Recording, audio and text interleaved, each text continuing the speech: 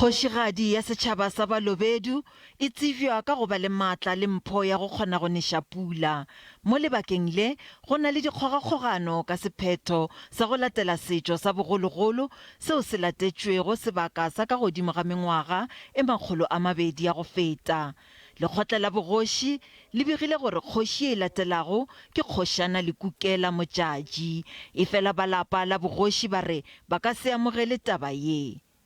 As we speak, we are taking actions. To us, Masala Nabo is still a queen.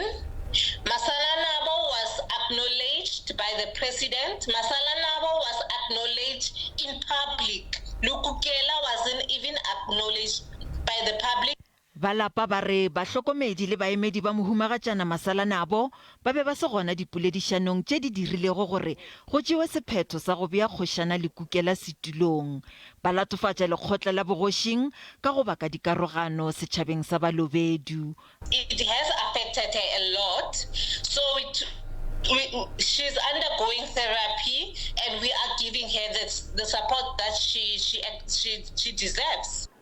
Bjale go na le lengwalo la dingongorego le phatlaladitšwego go marangrang a dikgokagano kgatlhanong le go bea Kgošana Lekukela setulong sa bogoši.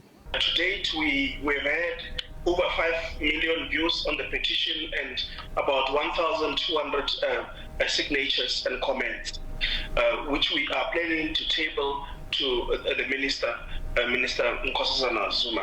Balapa ga se ba bolela ge ba nyaka thušo ya kgorotsheko go rarolla mathata a bona.